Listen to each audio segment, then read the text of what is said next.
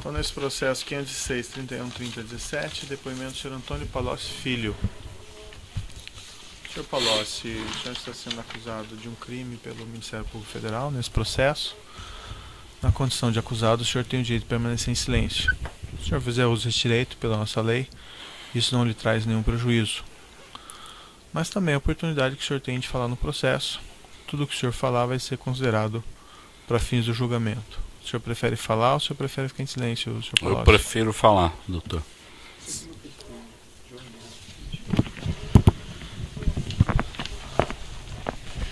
Excelência, como havia sido estabelecido no início da instrução, a defesa do ex-presidente Lula apenas gostaria de saber, para melhor se posicionar ao longo da audiência, se existe algum acordo de colaboração em curso e qual seria o status, eventualmente, das negociações. O Ministério Público pode esclarecer? Pois não. Nós não temos acordo de colaboração firmado com o réu aqui presente. Ele nos procurou, nós estamos conversando, mas nós não temos nada prometido, nem assegurado, nem garantido, nem ele nos trouxe elementos de prova que estão sendo utilizados em qualquer momento. Era o que eu poderia esclarecer. Tá certo. Então, repetindo, o senhor tem esse direito ao silêncio, certo? E a oportunidade que o senhor tem de falar no processo também, independentemente de acordo ou sem acordo, enfim. Senhor Palocci, eu vou fazer uma inquirição mais restrita aqui, objeto dessa acusação específica. Há uma referência na acusação de que a Odebrecht teria adquirido esse imóvel na rua Haberbeck Brandão, isso em 2010, para utilização pelo Instituto Lula. O senhor participou de alguma maneira desses fatos? Acredito que tenha tido uma participação relativamente próxima dos fatos, Excelência. E de fato eu queria dizer a princípio que a denúncia procede, os fatos narrados nela são verdadeiros. Eu diria apenas que os fatos narrados nessa denúncia dizem respeito a um capítulo de um livro um pouco maior, certo, do relacionamento da empresa em questão, da Odebrecht, com o governo do ex-presidente Lula e da ex-presidente Dilma, que foi uma relação bastante intensa, bastante movida a vantagens dirigidas à empresa, a propinas pagas pela Odebrecht para agentes públicos, em forma de doação de campanha, em forma de benefícios pessoais, em formas de Caixa 1, Caixa 2, e esse foi um episódio desse conjunto de práticas que envolveu esta empresa em relação ao governo do ex-presidente Lula e da ex-presidente Dilma. Sim. E eu tenho conhecimento que participei de boa parte desses entendimentos na qualidade de ministro da Fazenda do presidente Lula e de ministro da Casa Civil da presidente Dilma. O senhor falou, ou melhor, o senhor Marcelo Odebrecht declarou em depoimento que o senhor era um interlocutor do grupo Odebrecht em relação a essas demandas financeiras da Presidência da República e do Partido dos Trabalhadores? Eu não era um interlocutor de demandas financeiras, era um interlocutor da empresa para o conjunto da relação da empresa com o governo, não só assuntos relativos a contribuições da empresa, mas a metas da empresa, desejos da empresa junto ao governo. A empresa Odebrecht é a maior das construtoras do país, ela atuava em praticamente todas as áreas mais importantes do governo. Então ela atuou desde o início do governo do presidente Lula. Eu os conheci antes do governo, eu estive com eles desde 94, quando o presidente Lula os conheceu em algumas oportunidades. Esse conhecimento se deu com a minha presença e, portanto, eu me tornei amigo dos principais dirigentes da empresa, doutor Emílio Odebrecht, doutor Pedro Novis, doutor Marcelo Odebrecht, desde antes do governo do presidente Lula ter início. Então eu tratava de todo tipo de temas com eles, inclusive de temas ilícitos, inclusive. O senhor Marcelo Odebrecht, na verdade isso foi aprendido antes do senhor Marcelo Odebrecht apresentar, mas isso que foi discutido nesse processo e também no processo anterior, que é uma planilha informal do senhor Marcelo, de nome Produção Programa Especial Italiano, e que retrata aqui cerca de créditos de 200 milhões nessa planilha que teriam vamos dizer, segundo o senhor Marcelo Bahia Odebrecht, seriam valores que eram administrados com o senhor. Isso procede, não procede? O senhor pode me esclarecer? O Marcelo não falou nenhuma mentira, doutor, mas as coisas, do meu ponto de vista, ocorreram de forma diferente. Se o senhor me permitir, eu gostaria de explicar como chegamos nisso. Perfeito. Se o senhor me permitir me estender alguns minutos, pode ser? Claro. Na verdade, durante o primeiro e segundo governo do presidente Lula, as relações da Odebrecht com o governo foram muito fluidas. Tanto na área de construção civil, como na área de infraestrutura, como na Petrobras. A Odebrecht tinha uma intensa atividade na Petrobras, muitos contratos sendo realizados na Petrobras, e o relacionamento da empresa junto ao governo foi intenso, e as discussões que nós tínhamos com a empresa eram intensas. Veja, numa empresa desse porte, nem sempre a atitude do governo é de concordar com tudo que a empresa faz. Muitas vezes nós precisamos conter a força da empresa num determinado assunto que o governo quer fazer de forma diferente. No outro ponto, favorecemos a empresa num determinado momento. Não é uma relação linear. Não é uma relação permanentemente pacífica. Às vezes ela tem momentos de dificuldade. Mas a Odebrecht, em particular, tinha uma relação fluida com o governo em todos os aspectos. Diria, partindo dos aspectos de realização de projetos, assim como participação em campanhas. Certo. As participações em campanhas se davam de todas as maneiras. A maior parte com caixa 1. Mas o caixa 1, muitas vezes, originário de atitudes e de contratos ilícitos. O senhor pode exemplificar, assim, os contatos ilícitos que eventualmente geraram créditos? Diversos. Os da Petrobras, quase todos geraram crédito. Mas o senhor tinha conhecimento disso? O senhor participava disso? Não participei de todos, doutor, porque a Petrobras não era a minha área de atuação direta, mas eu conhecia a relação da Odebrecht com a Petrobras, os ilícitos da Petrobras, na área de serviços, na área de abastecimento e na área internacional eram bastante conhecidos. Na época eu os conhecia. Como é que funcionava em linhas gerais assim? Essas diretorias, elas foram nomeadas e ao longo do tempo se desenvolveu através delas. Na diretoria de serviços, o PT, na diretoria internacional, o PMDB, e na diretoria de abastecimento, o PP, se desenvolveu uma relação de intenso financiamento partidário, de políticos, pessoas, empresas, né? Então esse foi um ilícito crescente na Petrobras, até porque as obras cresceram muito e com elas os ilícitos. Então eu sabia disso, eu acompanhei algumas coisas, mas não era a minha área de atuação direta, isso é verdade. Como é que o senhor sabia disso? Porque eu era da cúpula do governo, doutor, eu não posso esconder o fato de que eu participava das principais reuniões de articulação do governo.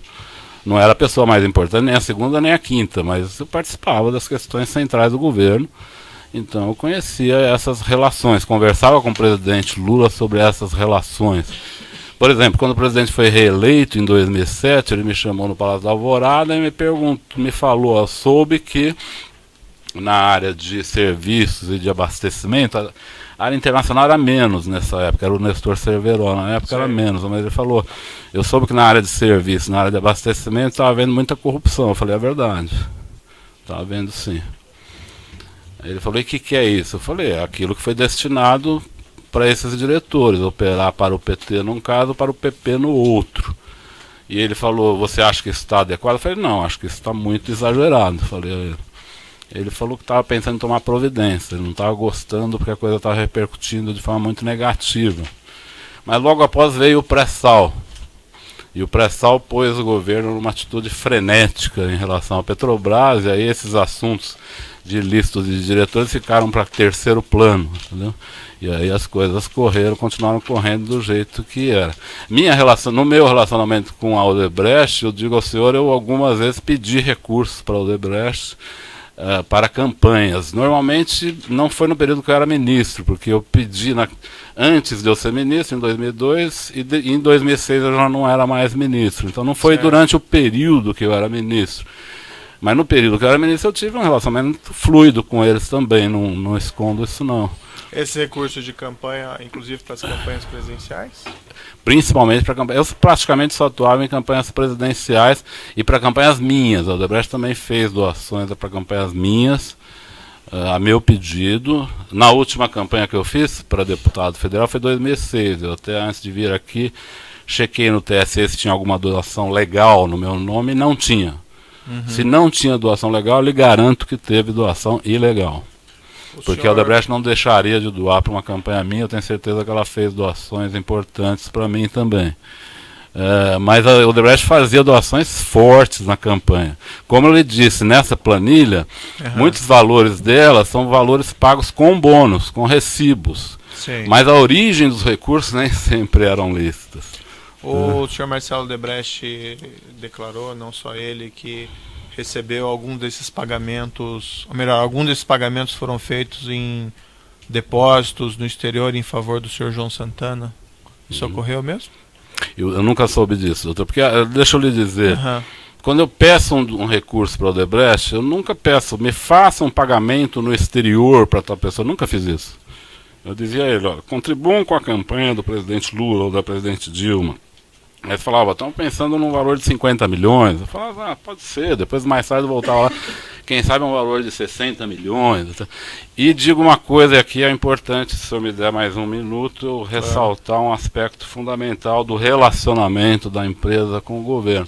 Esse relacionamento sempre foi fluido e foi na base de confiança. Eu nunca tive, até o final do ano de 2010, nenhum valor estabelecido com o Marcelo Odebrecht. Nunca tive. Porque tudo que eu pedi, eles atendiam. Sim. É lógico que eu também não pedia coisas absurdas. Eram coisas relativas ao relacionamento, não lícito, mas ao relacionamento de uma grande empresa com um governo.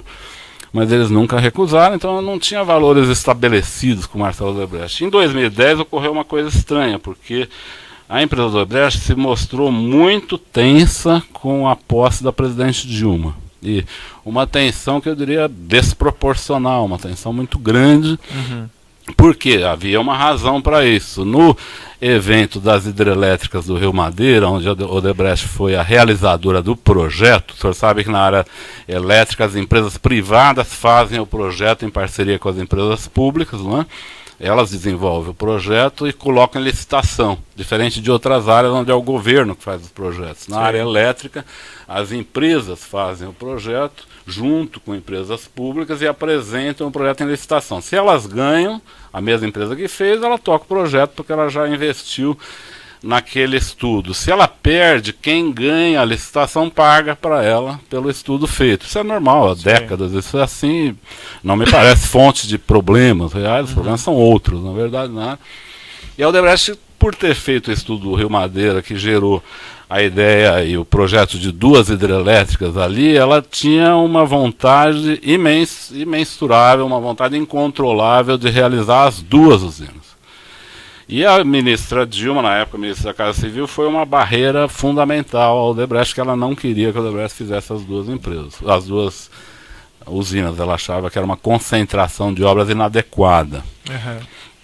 E nos convenceu, a mim, ao presidente Lula, que não era adequado aquilo, mas ela liderou um embate muito forte com a Odebrecht nesse momento, que resultou na Odebrecht ter perdido a segunda licitação e ganho a primeira a um preço muito ruim.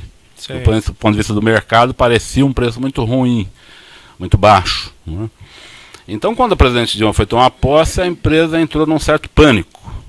E foi nesse momento que o Dr. Emílio Odebrecht fez uma espécie de pacto de sangue com o presidente Lula.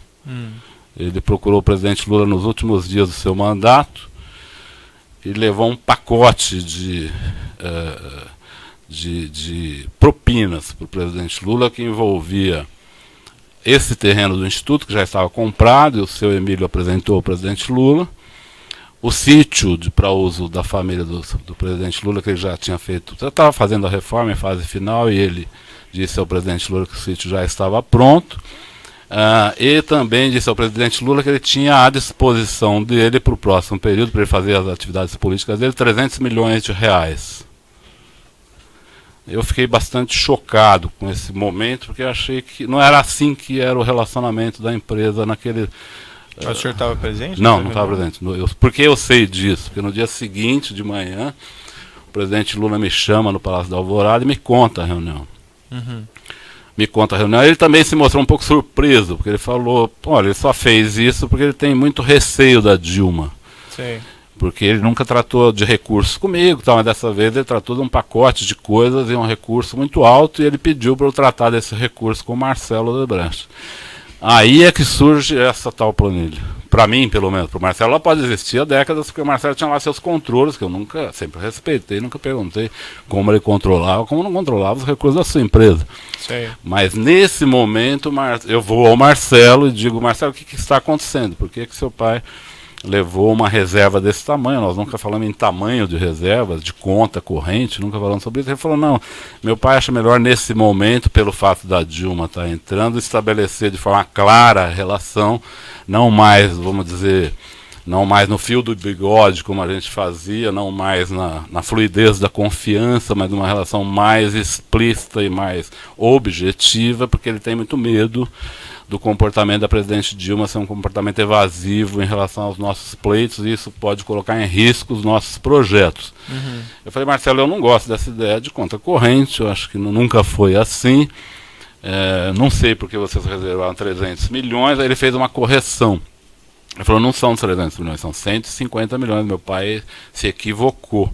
Aí isso, inclusive, dá origem a um e-mail que a senhora perguntou, se não me engano, para o Emílio ou para outra pessoa, de um e-mail que o Marcelo procura corrigir com o doutor Emílio, o senhor está falando errado.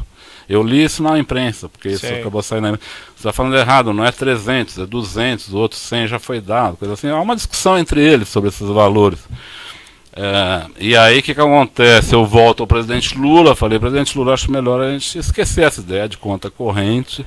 A empresa sempre contribuiu conosco, nunca houve dificuldades em relação a essa contribuição. Eu acho que estabelecer esse tipo de relação não é adequado. Ele falou, vamos ver, tal. Dias depois, o doutor Emílio volta ao presidente Lula, isso aí numa reunião no dia 30 de dezembro de 2010. Nessa reunião, o presidente Lula leva a presidente Dilma, a presidente eleita, para que ele diga a ela das relações que ele tinha com a Odebrecht e que ele queria que ela preservasse o conjunto daquelas relações em todos os seus aspectos, lícitos e ilícitos. Não, o senhor estava nessa reunião? Não estava nessa reunião. O presidente Lula, no dia seguinte, me chama de novo. Eu não era do governo nessa época, eu era deputado. Mas eu estava muito integrado na campanha da presidente Dilma, que acabava de ter sido eleita. Então o presidente Lula me chama de novo e fala, olha, o Emílio veio, tivemos uma ótima reunião e ele confirmou os 300 milhões e falou que pode ser mais se for necessário. E qual que era o ganho deles em oferecer 300 milhões? O ganho, não havia um ganho específico, doutor, mas o Odebrecht atuava nas hidrelétricas, o Odebrecht atuava na Petrobras, o Odebrecht atuava no Ministério da Defesa, o Odebrecht era responsável pelo projeto de submarinos. Seria um favorecimento quando surgirem oportunidades? Não era uma pauta. O doutor Emílio, nessa oportunidade, não apresentou uma pauta de desejos da empresa específica. Ele apresentou a vontade de que, com o governo da presidente Dilma, a relação da Odebrecht com o governo continuasse fluida, da mesma maneira com que havia sido a relação com o governo Lula. Essa era a questão fundamental. Por exemplo, lhe dar um exemplo. Quando o presidente Lula tomou posse, a Petrobras fez uma ação muito forte pela estatização da petroquímica, onde a Odebrecht tem uma empresa chamada Braskem, que é a principal do setor. A eleição do presidente Lula reacendia a ideia da estatização. Então a Odebrecht pediu a mim para que, junto ao presidente Lula e à Petrobras, para que fizesse uma barreira de contenção a esse movimento, porque isso poderia significar a reestatização dos serviços de petroquímica, e eu trabalhei durante 2 anos nesse projeto, com um relativo sucesso, um grande sucesso. No caso do governo da presidente Dilma, tinha uma série de questões, como submarinos, a Petrobras, as sondas da Petrobras. As sondas da Petrobras eram um momento que estavam sendo discutidas nesse período em que foi comprado esse terreno. O assunto que tinha no momento eram as sondas da Petrobras. E era uma discussão muito grande sobre o valor de contratação dessas sondas, sobre nacionalização das sondas, sobre diferentes níveis de nacionalização, sobre onde estariam esses estaleiros. Isso tudo era uma discussão que, se o governo agisse contra a empresa, os danos seriam extraordinários. Se o governo agisse a favor da empresa, os benefícios também seriam extraordinários. E o governo agiu a favor? O governo seguinte, Sim. o governo da presidente Dilma, você está perguntando? Isso, das sondas. Em diversas ocasiões, embora não faça parte aqui do processo. Se eu quiser, eu lhe dou alguns exemplos, o senhor que manda. Exemplificadamente um exemplo, por exemplo. Um exemplo, por exemplo, foi na área de aviação. Por exemplo, na área de aviação, a Odebrecht desejava muito, nas concessões de aeroportos, a Odebrecht desejava muito ter um aeroporto de porte sob seu comando, na medida em que o governo privatizou os aeroportos. O senhor conhece esse processo. E na primeira leva de privatizações, onde foi privatizado o aeroporto de Guarulhos, de Campinas, Viracopos e de Brasília, a Odebrecht foi perdedora no processo. Ela perdeu os 3. Não sei se ela disputou os 3, mas ela perdeu os 3. Talvez tenha disputado 2. Ela tinha muito desejo de ganhar a licitação do aeroporto de Campinas, e ela perdeu. E ao perder essa licitação, a Odebrecht entrou com recurso contra o consórcio vencedor dessa licitação, que era a empresa Triunfo e a empresa UTC, tentando na ANAC derrubar a decisão em favor dessa empresa Triunfo, e ela se sagrasse vencedora, porque ela tinha ficado como segundo preço do aeroporto de Viracopos. E o Marcelo Odebrecht e o senhor Alexandrino me procuraram diversas vezes nessa oportunidade para que eu intercedesse em apoio a eles, porque eu que havia nomeado o presidente da ANAC nesse momento, eles queriam que eu intercedesse no sentido de mudar o resultado da licitação para que eles fossem os vencedores como segundo colocados. Como eu não fiz isso e falei que não faria, achava inadequado fazer essa mudança, eles pediram que a gente desse uma solução. Eu fui a presidente Dilma, ela disse para que eles deviam ficar calmos, que numa próxima licitação ela cuidaria desse assunto. Aí eles retiraram o recurso que eles tinham na ANAC e foram beneficiados na licitação do aeroporto de Guarulhos, no Galeão, no Rio de Janeiro. Como foram beneficiados? Houve uma cláusula nessa licitação que impedia o vencedor da licitação de Cumbica de participar do aeroporto do Galeão em condições livres. E isso foi colocado por solicitação da Odebrecht, então? Foi colocado por solicitação da Odebrecht, e eu tive participação nisso atrás, antes de sair do governo, e depois isso foi realizado Isso veio à tona de alguns formatos, talvez não nesse formato que eu estou lhe expressando, mas recentemente o Cláudio Melo da Odebrecht falou que o ex-ministro da Aeronáutica, o ministro... que é atual ministro. Mas acho que a gente não vai entrar em detalhes nessas outras. Mas só para lhe dizer, continuou. Diria ao senhor que a relação da Odebrecht no governo da presidente Dilma não foi tão fluida como era com o presidente Lula. O presidente Lula era um amigo da empresa de forma mais intensa. Mas essa relação foi grande. Por exemplo, no caso do etanol, a empresa investiu bilhões em etanol no governo do presidente Lula, porque o governo do presidente Lula era grande incentivador do etanol. A presidente Dilma já não foi incentivadora do etanol. Perfeito. Só para lhe dar alguns exemplos. Eu não vou entrar em detalhes, coisas assim que não são tão pertinentes nesse processo, mas uma questão eu tenho que perguntar a classificação, porque o senhor Marcelo Odebrecht declarou isso. Ele mencionou que na época da aprovação do refis da crise, em 2009, teria recebido uma solicitação de 50 milhões de reais, salvo engano, para que os interesses da Odebrecht fossem atendidos na aprovação dessa legislação. Mencionou, salvo engano de memória meu, que essa solicitação teria vindo do ministro Guido Mantega, mas que o senhor teria conhecimento disso. É verdade. Isso aconteceu mesmo? Aconteceu. Se o senhor me permite... Desculpa lhe ocupar tanto tempo. Não, que é isso. No caso, teve 2 episódios. O episódio começou com a MP 460, A MP 460, eu acho que o senhor conhece esse assunto, Sim, ela restabelecia o crédito prêmio. Aí o ganho das empresas não seriam de alguns bilhões, seriam de dezenas de bilhões. E aí um grupo liderado pelo Marcelo Odebrecht, onde tinha também Benjamin Steinbuch,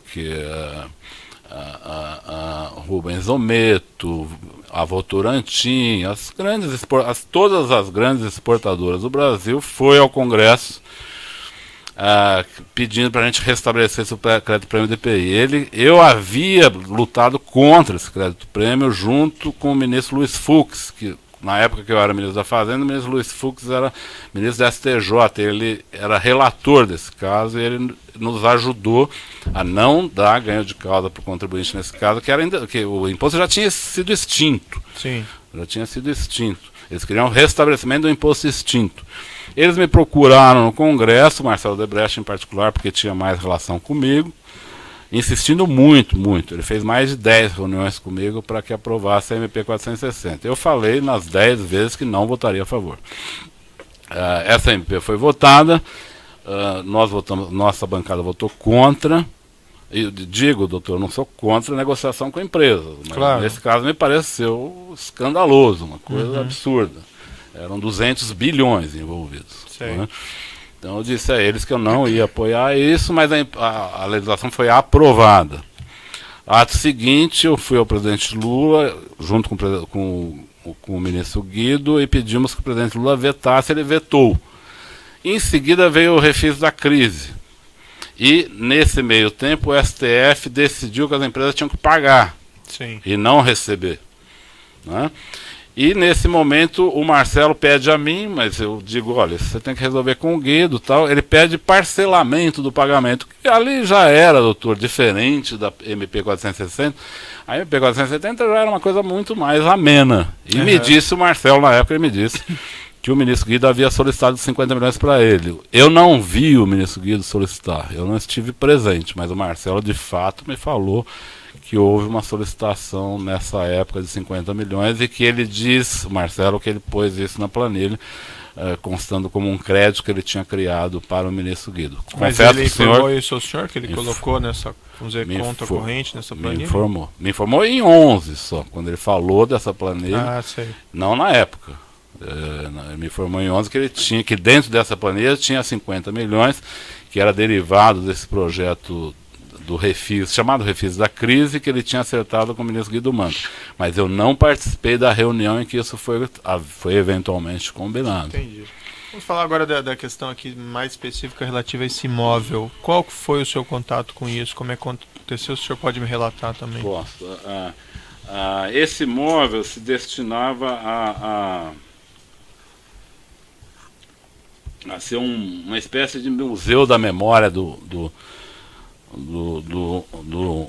governos do presidente Lula. No Brasil, a regra é que o presidente sai do palácio carregando os seus presentes, documentos, etc. Uma prática, diga-se de passagem, que eu acho bastante inadequada. Eu sugeri ao presidente Lula que mudasse isso e transformasse isso num assunto do Arquivo Nacional, mas ele não gostou da ideia. Então hoje continua, os presidentes saem, todos que saem com caminhões de presentes. Não são presentes de uso pessoal, são presentes que nem são usáveis, na verdade são peças, né, doadas por governos, tal, que só servem para pôr em museus. Tem um valor histórico, mas não tem valor pessoal isso.